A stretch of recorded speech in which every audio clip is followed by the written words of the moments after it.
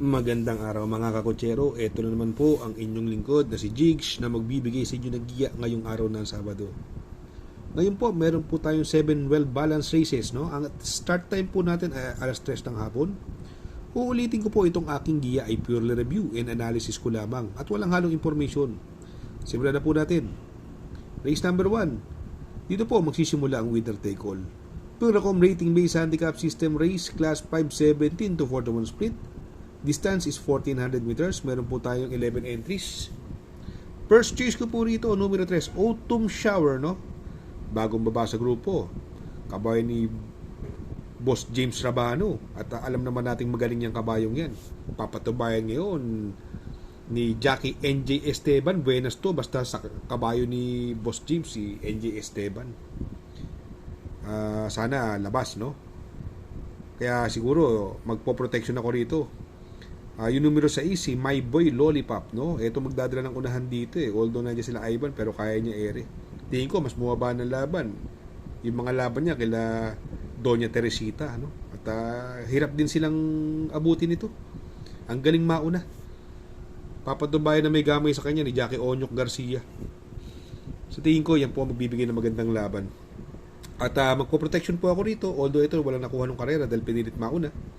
Pero dahil ito'y isang dramating kabayo, sa tingin ko, ito baka makachamba lang. Yung numero 8, Saving Sunset, no? Papatubayan ni Jackie Joel Shego, no?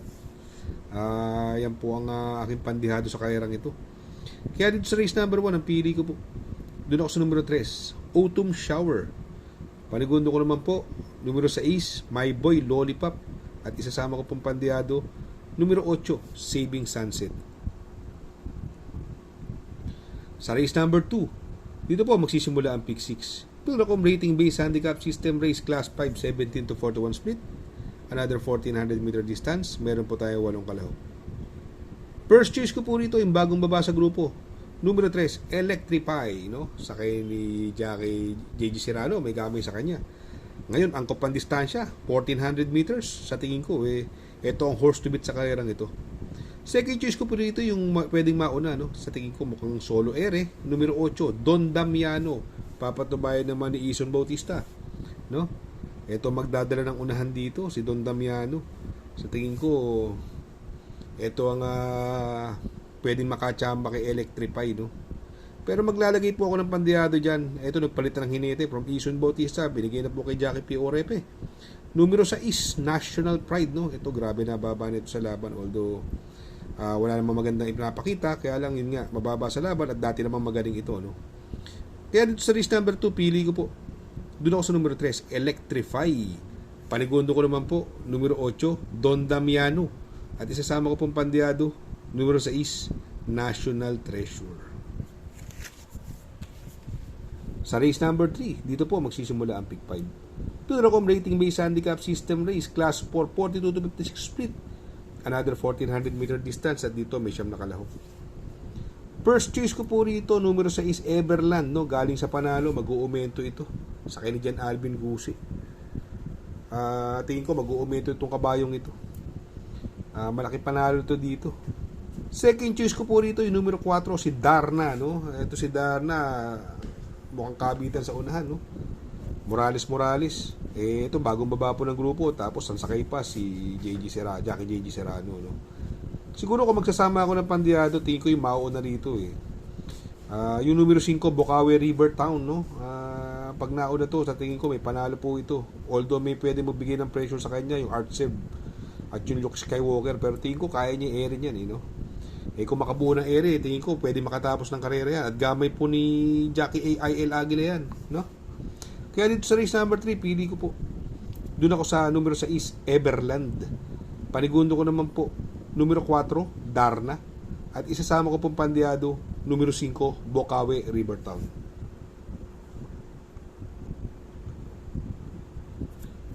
Sa race number 4, dito po magsisimula ang pick 4. Puracom rating based handicap system race class 442 to 56 split. Another 1400 meter distance at dito meron tayong 6 entries. First choice ko po, numero 5, Part-Time Lover, no? Papatubayan ni Ramos, Jackie Ramos. Although may King James na pwede mag-pressure, kaya lang Jackie N.I.U. parang siguro sarili ko lang opinion, hindi interesadong manalo si King James, no? Dahil syempre medyo mas mahinang hinete, or possible na nagpapadihado lang, no? Sana mali lang ako. Pero ako, first choice ko numero 5, Part-Time Lover. May preba po yan na 1.24 media, no, sa 1400 meters pagsakay ni Jenjen Huko. Ngayon papatubay ni Air Ramos, no. Second choice ko po numero 6, Goddess Soteria, sakay ni Jackie JL Lazaro, no. From JP Pastoral, ngayon si Jackie JL Lazaro na. Ito pwedeng iuna, pwedeng isunod. Kung sakaling magkaroon ng chance si King James Part-Time Lover, ito yung makakasunod eh. Pero maglalagay po ako ng pandiyado dyan. Ito, napansin ko lang, medyo inayaw lang nung karera eh. Mukhang biyahe lang nung karera ito. Numero 1, War Chief, sakay ni Jackie RC Baldonido. Magandang pandiyado yan. Sa tingin ko, may panalo rin yan. May 1.25 media rin po yan sa 1400 meters. Kaya dito sa race number 4, ang pili ko po. Doon ako sa numero 5, Part-Time Lover. Paligundo ko naman po, numero 6, Goddess Soteria. At isasama ko pong pandiyado, numero 1, War Chief. Sa race number 5, Pilracom Rating Based Handicap System Race, Class 4, 42 to 56 split, another 1400 meter distance. Meron po tayong 9 na kalahok. First choice ko po rito, yung numero 3, Easy Way, no? Sakay ni Jackie Jan Alvin Guse.